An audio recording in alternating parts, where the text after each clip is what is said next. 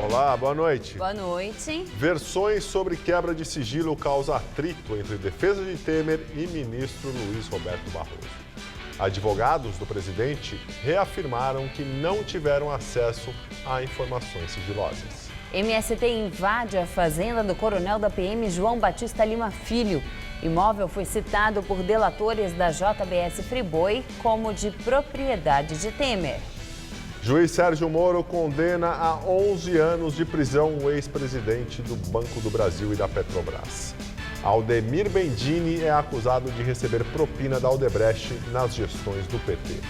E na véspera do Dia da Mulher, a Câmara dos Deputados aprovou agora à noite projeto que aumenta a pena criminal em caso de estupro coletivo. Você acompanha essas e outras notícias após o intervalo. Até já. A campanha de vacinação contra a febre amarela foi ampliada em bairros das zonas sul e leste de São Paulo. De acordo com os últimos balanços, 90% do público-alvo já recebeu a dose no estado.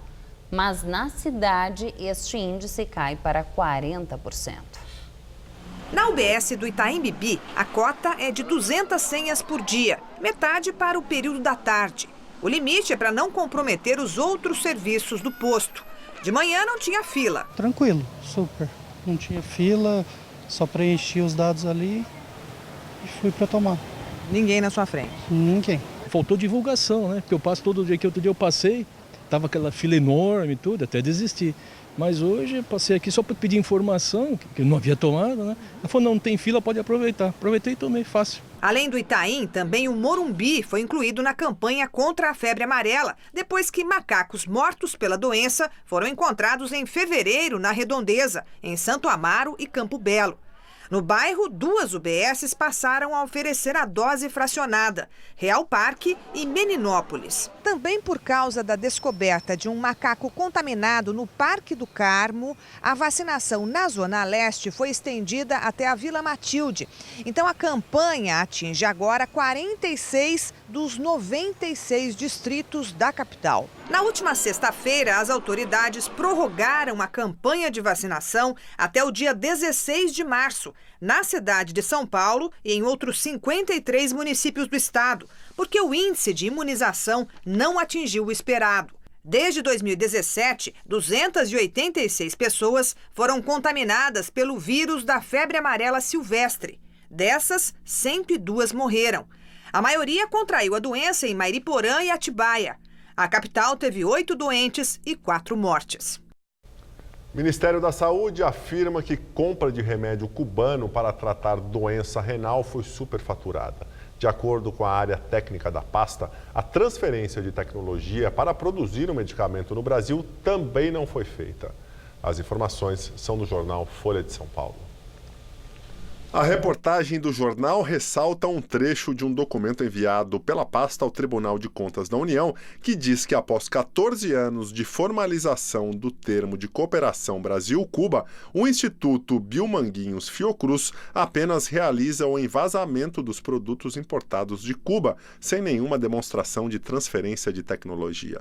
Resta claro o superfaturamento de preços por parte de Biomanguinhos Fiocruz ao longo dos anos. De acordo com a Folha, o Ministério da Saúde apontou ainda que os preços praticados por Biomanguinhos Fiocruz foram subindo ao longo dos anos, quando deveria ter ocorrido o contrário, à medida que a tecnologia fosse sendo compartilhada. Em 2016, o governo de Michel Temer decidiu comprar a alfa-epoetina no mercado privado. Em licitação em novembro do ano passado, o frasco mais comprado da substância saiu por R$ 11,50, abaixo dos R$ 16,81 que começaram a ser pagos em 2005 para Cuba e que subiu para R$ 23,86 em 2016, mas que depois da licitação foi reduzido para R$ 11,49, um centavo abaixo do preço obtido no pregão. O TCU suspendeu a licitação e o Instituto Biomanguinhos continuou fornecendo para o governo. O julgamento sobre o assunto ainda está em andamento no tribunal. O Ministério da Saúde afirma que quebrou a exclusividade da compra do remédio produzido pelo laboratório. Com isso, houve queda significativa no preço. A aquisição por pregão eletrônico gerou uma economia de mais de 136 milhões de reais. A pasta diz que até 2019 vai investir 50 milhões de reais na transferência de tecnologia. O Instituto Manguinhos Fiocruz ainda não se manifestou. Um ex-policial militar foi preso suspeito de envolvimento na tentativa de assassinato de um empresário no Morumbi, na zona sul de São Paulo, no mês passado. Luciano dos Santos Souza teve a prisão temporária autorizada pela Justiça. Ele foi preso no Rio Pequeno, na Zona Oeste, e nega a participação no crime. Em depoimento, Luciano contou à polícia que trabalhou na casa de câmbio do empresário Rogério dos Santos Ferreira Júnior, atingido por vários disparos no dia 21 de fevereiro, em uma emboscada na rua Davi Ben-Gurion. O atirador, Rodrigo Pinto da Silva, disparou pelo menos 12 vezes. Ele foi preso e reconhecido pela vítima no último dia 3. A polícia chegou à dupla pela placa da moto usada na fuga, registrada em nome da mãe do ex-policial militar. O empresário continua internado em estado grave. A motivação do ataque ainda é investigada. O ex-presidente da Petrobras e do Banco do Brasil, Aldemir Bendini, foi condenado a 11 anos de prisão na Lava Jato. Ele é acusado de receber 3 milhões de reais de propina da Odebrecht para facilitar contratos entre a empreiteira e a Petrobras. O juiz Sérgio Moro condenou Aldemir Bendini pelos crimes de corrupção e lavagem de dinheiro. Entre abril de 2009 e fevereiro de 2015, o executivo esteve à frente do Banco do Brasil. Ele se tornou o presidente da Petrobras no mês em que deixou a instituição e ficou até maio de 2016. Bendini assumiu o comando da Petrolífera no lugar de Graça Foster, com a missão de acabar com a corrupção nas diretorias. Na sentença, Moro afirmou que o último comportamento que dele se esperava era de corromper-se, colocando em risco mais uma vez a reputação da empresa. Bendini foi acusado de exigir, enquanto estava no cargo, 17 milhões de reais em propinas da Odebrecht. Segundo a investigação, ele só recebeu 3 milhões, em 3 parcelas de 1 milhão. Em troca, teria agido em defesa dos interesses da Odebrecht. De acordo com os delatores da empreiteira, enquanto Bendini era presidente do Banco do Brasil, a quantia de 17 milhões de reais era correspondente a 1% do valor de uma dívida que teria sido renegociada na instituição financeira. O ex-presidente da Petrobras está preso desde julho do ano passado. Versões sobre quebra de sigilo abrem crise entre defesa de Temer e o ministro do Supremo Tribunal Federal, Luiz Roberto Barroso. Advogados do presidente negam que tiveram acesso a informações sigilosas. Hoje, o chefe da Casa Civil, Eliseu Padilha, disse que vê com naturalidade a diferença de versões apresentadas pela defesa do presidente e pelo ministro Barroso, relator do inquérito que trata do decreto dos portos no Supremo. A polêmica começou ontem após o pedido de quebra de sigilo bancário de Michel Temer, decretado por Barroso. O ministro do Supremo disse que as informações do inquérito, que já estavam em poder dos advogados, eram sigilosas. Hoje, em documento enviado a Barroso, a defesa de Temer negou que teve acesso às informações sob sigilo. Os advogados disseram que os dados foram obtidos no site do Supremo Tribunal Federal, aberto a todo e qualquer cidadão. A quebra do sigilo bancário é referente ao período de janeiro de 2013 a junho de 2017. Na época, Temer era vice de Dilma Rousseff. O presidente é investigado no inquérito que apura a suposta propina na edição, em maio do ano passado, do Decreto dos Portos. De acordo com as investigações, a empresa Rodrimar, que atua no Porto de Santos, teria sido beneficiada. O presidente e a empresa negam as denúncias. A investigação foi aberta em setembro do ano passado, com base nas delações de Joesley Batista, dono da JBS Friboi, e de Ricardo Saldi, ex-executivo do grupo frigorífico. Ontem, o ministro Luiz Roberto Barroso já havia determinado que o vazamento fosse investigado. Hoje, ele voltou a falar sobre o assunto. Durante uma rápida conversa com os jornalistas na entrada da sessão no Supremo Tribunal Federal, Barroso reiterou que a quebra de sigilo era, sim, sigilosa. Sigiloso. As palavras perderam o sentido no Brasil. Dependendo da resposta, não posso falar. O pedido de investigação do vazamento foi encaminhado à Polícia Federal. Não há prazo para que a apuração seja concluída. O Banco Central informou que, se Temer quiser mostrar sua movimentação bancária à imprensa, como disse na segunda-feira, terá que imprimir os extratos. A autarquia disse que não tem acesso a esses documentos, que devem ser pedidos diretamente nas agências onde o presidente tem conta. E agora o comentário de Josias de Souza, direto de Brasília. Na noite de segunda-feira, ao saber que o ministro Luiz Roberto Barroso, do Supremo Tribunal Federal, mandara quebrar o sigilo de suas contas bancárias, Michel Temer reagiu com destemor. Mandou dizer que ele próprio entregaria os extratos à imprensa. Antes que os jornalistas pudessem apalpar os dados de Temer, auxiliares do presidente já o aconselham a moderar sua coragem. A coragem, estranha qualidade que costuma fugir justamente nos momentos de maior apavoramento. Nas palavras do advogado de Temer, Antônio Mariz, está havendo uma verdadeira devassa na vida do presidente da República. Ele pergunta: por que está se fazendo isso com Michel Temer? É mesmo de se perguntar por quê. De minha parte, aguardo com alguma ansiedade os dados bancários de Temer, mas receio que eles sejam menos elucidativos do que os extratos dos amigos do presidente. Gente como o coronel aposentado João Batista Lima, conhecido como um faz-tudo de Temer, o coronel Lima não se dispôs a abrir os seus extratos à imprensa. Seu sigilo também foi quebrado judicialmente. Disse que Temer está irritado. Estranho. Deveria estar felicíssimo com a perspectiva de receber um atestado de honestidade carimbado pelo Supremo Tribunal Federal. Boa noite. E o presidente Temer se reuniu hoje com os prefeitos de capitais para tratar de segurança pública. O encontro no Palácio do Planalto foi para pedir ajuda no combate à violência.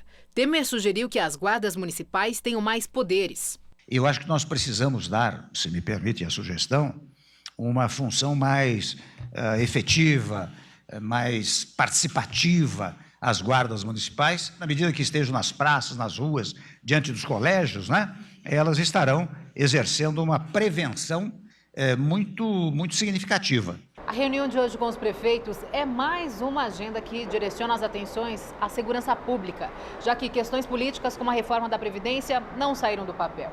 O presidente Temer afirmou que o combate à violência é o tema fundamental do país esse ano e que as ações tomadas agora intimidam os marginais a praticarem crimes. Essas reuniões, essas mobilizações, essas movimentações chegam a quem está na marginalidade.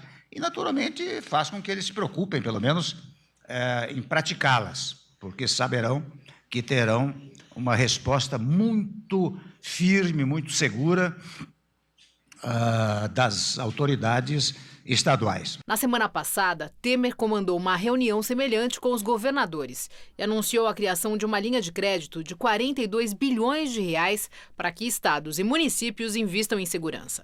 No mês passado, o presidente decretou a intervenção federal na segurança pública do Rio de Janeiro e, dias depois, criou o Ministério Extraordinário da Segurança Pública sob o comando de Raul Jungmann, ex-ministro da Defesa. Integrantes do Movimento dos Trabalhadores Rurais Sem Terra invadiram pela terceira vez a fazenda do coronel da PM, João Batista Lima Filho, amigo do presidente Temer. A propriedade fica entre Lucianópolis e Duartina, no interior de São Paulo. Como das outras duas vezes, os Sem Terra exigem que a área seja destinada à reforma agrária. O imóvel voltou ao noticiário nos últimos dias, após delatores da JBS Friboi afirmarem que o verdadeiro dono é o presidente Temer. Segundo Ricardo Saldi e Joesley Batista, eles teriam ouvido a afirmação do deputado federal Paulinho da Força do Solidariedade. Segundo o Saúde, o parlamentar chegou a dizer que o presidente pediu ajuda para tirar o sem terra do local. Paulinho confirmou que o MDBista solicitou apoio, mas nega que tenha atribuído a propriedade a Temer. O Palácio do Planalto também desmentiu. O coronel João Batista de Lima Filho é amigo de Temer há mais de 30 anos e é alvo de inquéritos na Justiça. Ele é acusado de ser um intermediário de Temer no recebimento de propina. Os dois negam as acusações. A Câmara dos Deputados pagou despesas de 12 parlamentares petistas que foram ao julgamento do ex-presidente Lula pelo Tribunal Regional Federal da 4ª Região, em Porto Alegre. Um dia antes, a bancada convocou uma reunião na cidade. As informações são do jornal O Estado de São Paulo. Os 12 deputados do PT que foram a Porto Alegre em janeiro, durante o recesso parlamentar, pediram para a Câmara o reembolso de despesas como passagem aérea, hotel, transporte e alimentação. De acordo com o Estadão, os gastos somam R$ 21.600 e foram pagos com a cota parlamentar, que os deputados têm direito mensalmente para custearem despesas com o mandato. O uso dos recursos para atividades partidárias é permitido pelo regimento interno. No dia 23 de janeiro, véspera do julgamento que confirmou a condenação de Lula na Lava Jato, o líder do PT na Câmara, Paulo Pimenta, convocou uma reunião da bancada em Porto Alegre. Os deputados que pediram algum tipo de reembolso são Givaldo Vieira, do Espírito Santo, João Daniel, de Sergipe, Leonardo Monteiro, de Minas Gerais, Vicentinho, de São Paulo, Zé Geraldo, do Pará, Benedita da Silva, do Rio de Janeiro, Pepe Vargas e Bom Gás, do Rio Grande do Sul, Zé Carlos, do Maranhão, Léo de Brito, do Acre, Zeca Dirceu, do Paraná. Todos os deputados citados disseram que pediram reembolso porque estavam cumprindo a agenda partidária ou atividade parlamentar em Porto Alegre. Em julgamento realizado hoje, o Supremo Tribunal Federal manteve o poder do Tribunal Superior Eleitoral de cassar o diploma de políticos condenados pela Justiça sem a necessidade do processo percorrer antes as instâncias regionais de cada estado. Os ministros da Suprema Corte entenderam que manter a tramitação desse tipo de processo direto no Tribunal Superior Eleitoral não fere o direito de defesa dos réus e restabelece a competência original do TSE para esses tipos de casos. A discussão aconteceu por causa de um recurso impetrado no STF pelo PDT, no qual a legenda pedia que os processos para a cassação de diploma eletivo de governadores, senadores, deputados federais e estaduais começassem a tramitar primeiro nos tribunais regionais eleitorais. A justificativa é a de que são esses órgãos que expedem o diploma para que o eleito assuma o cargo. Na prática, a medida criaria mais uma instância de julgamento de casos envolvendo políticos com problemas na justiça, o que atrasaria ainda mais a decisão final sobre a cassação de mandatos pela Justiça Eleitoral.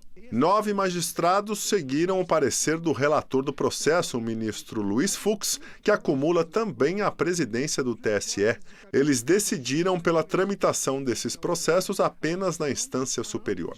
O único voto contrário foi o do ministro Marco Aurélio Melo, que votou pelo início dos processos de cassação de diploma nos estados. O placar final terminou em 10-1 a favor da competência do TSE. E na véspera do Dia da Mulher, a Câmara dos Deputados aprovou agora à noite um projeto de lei que aumenta a pena criminal em caso de estupro coletivo, além de criminalizar a importunação sexual. Atualmente, o crime de estupro prevê penas de 6 a 10 anos de prisão. Se o crime for cometido por 2 ou mais pessoas, a punição aumenta em 1/4. Pelo projeto aprovado na Câmara hoje, os agressores vão ter a pena elevada de 1/3 a 2/3 pelo juiz. O mesmo texto ainda criminaliza a divulgação de cenas de estupro e o ato libidinoso e prevê punição de 1 a 5 anos de prisão para o praticante do ato. Com isso, os casos de homens pegos em veículos de transporte público se masturbando ou ejaculando em mulheres passam a ser punidos com detenção, já que hoje o ato era considerado apenas contravenção penal, punido com multa. Aproveitando a Semana do Dia da Mulher, os senadores também aprovaram hoje um pacote de medidas de proteção às vítimas de violência. Um dos textos aprovados é o que altera a Lei Maria da Penha, a fim de criminalizar o descumprimento de medidas protetivas de urgência. Pela proposta, a pessoa que não cumprir uma medida judicial de proteção à integridade feminina está sujeita à detenção de 3 meses a 2 anos. A ideia, segundo as senadoras, é garantir a integridade das mulheres. Ocorre que nós temos casos de reincidência de agressão justamente porque as medidas protetivas não são cumpridas pelos agressores. Ou ele agride a mulher, a justiça manda ele se afastar, ele volta, agride de novo e nada acontece com esse cidadão. Os senadores também aprovaram um projeto que muda o Código Penal e passa a criminalizar a divulgação sem autorização de vídeos, fotos ou áudios que mostrem a intimidade de uma mulher. O crime passa a ter punição de 2 a 4 anos, além do pagamento de multa pelo agressor. A Polícia Federal de Marília, no interior de São Paulo, deflagrou hoje a Operação Reboot, que investiga a compra de tablets pela Secretaria de Saúde da cidade. Segundo a investigação do Ministério Público Federal, a diferença de valores na compra de produtos praticamente idênticos custou 71% a mais aos cofres públicos. A Polícia Federal cumpriu 12 mandados de busca e apreensão em 5 cidades do estado: Marília, Osasco, São Caetano do Sul, 7 Barras e São Paulo. A operação investiga a compra de tablets pela Secretaria de Saúde de Marília em 2016, durante a gestão do prefeito Vinícius Camarinha, no caso que ficou conhecido como o escândalo dos tablets. O Ministério Público Federal apura indícios de práticas irregulares durante o procedimento licitatório, no qual foram adquiridos 450 tablets com valor de R$ 2.400 cada um, somando mais de R$ 1 milhão, com verba do Ministério da Saúde. De acordo com as investigações, as empresas participantes do pregão seriam todas vinculadas a uma só pessoa, que possuiria relação de parentesco com um vereador de Marília, que era assessor da Secretaria Municipal de Saúde na época. Além de fraudes na licitação, as investigações apontam ainda indícios dos crimes de associação criminosa, falsidade ideológica, peculato, corrupção e lavagem de dinheiro. O ex-prefeito de Marília, Vinícius Camarinha, do PSB, afirmou que não é alvo de nenhuma investigação e que na gestão dele, cada secretário possui autonomia para a contratação. Quarta-feira quente aqui em São Paulo. A máxima chegou aos 29 graus e, por causa do calor, choveu de forma pontual. E parece que esse calor vai dar uma leve trégua amanhã. Vamos ver em detalhes a previsão com Mariana Armentano.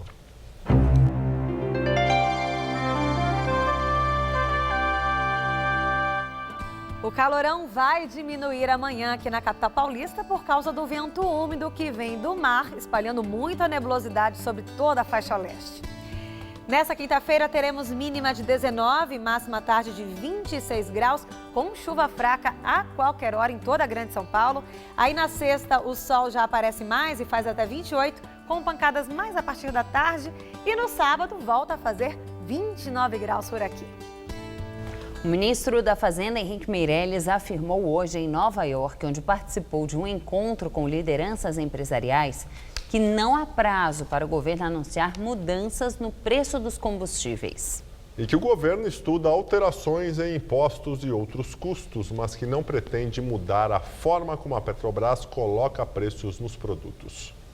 Não há nenhum pensamento de qualquer discussão a esse respeito. A Petrobras fixa o seu preço de acordo com as condições de mercado e de produção da empresa. Existem também questões tributárias, quer dizer, existe uma tributação grande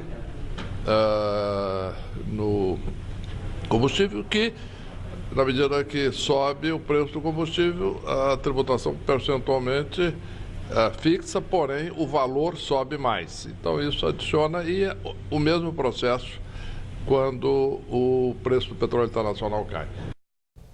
E agora vamos ao comentário de economia com Vinícius Torres Freire. Está todo mundo reclamando do preço da gasolina e do botijão de gás desde o ano passado. Até o ministro da Fazenda, Henrique Meirelles, que não é de tratar dessas coisas, deu uma entrevista dizendo que o governo pretendia mexer no preço da gasolina. Enfim, a gente sabe que Meirelles é candidato a presidente. Mas quem tem culpa pelo preço da gasolina, que subiu mais de 13% em um ano, muito mais que a inflação média, que subiu só 3%? A Petrobras diz que fica só com parte da gasolina que é vendida nos postos. É verdade, fica com bem menos de um terço. E o resto? A maior parte do preço da gasolina é imposto, 44% em São Paulo, seja de imposto federal ou imposto estadual. Vamos repetir, quase metade é imposto. Outra parte do preço vai para distribuidoras e postos, uma outra para quem fabrica etanol, que é misturado na gasolina. Nos últimos tempos, quem pesou mais no aumento do preço da gasolina? Todo mundo tem alguma culpa no cartório. Em julho do ano passado, o governo federal de Michel Temer aumentou bem o imposto sobre a gasolina. Em São Paulo, o combustível custava, então, em média, R$ 3,23 antes desse aumento de impostos. Agora custa, em média, R$ 4, mais ou menos 75 centavos de aumento. Desse aumento, 33 centavos vieram só do aumento do imposto. Mais ou menos 14 centavos do aumento do preço do etanol, que está bem caro. Outros 30 centavos vieram de reajuste da Petrobras ou de importadores de gasolina. Mas, no fim das contas, vamos repetir, o que deixa a gasolina cara mesmo é imposto. Vamos repetir, 44%, quase metade do preço da gasolina que a gente paga na bomba é imposto. Boa noite. O prefeito de São Paulo, João Dória, anunciou agora à noite que o decreto que regulamenta a segurança pessoal de ex-prefeitos por um período de 1 ano após a saída do cargo foi modificado para que sua validade fique restrita ao próximo prefeito eleito. Dessa forma, o decreto não terá qualquer validade para ele ou para o vice-prefeito Bruno Covas. Anteriormente, a Prefeitura de São Paulo havia informado que o decreto não iria elevar os gastos da gestão municipal, já que usaria o efetivo policial da cidade, que já está na folha de pagamento. O decreto com alterações será publicado amanhã, 8 de março.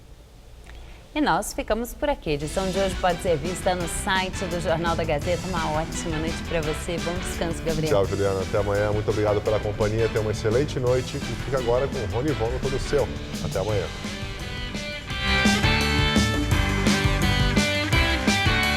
Nesta quinta, 9h30 da manhã, o Revista da Cidade tira suas dúvidas sobre pensão e guarda dos filhos.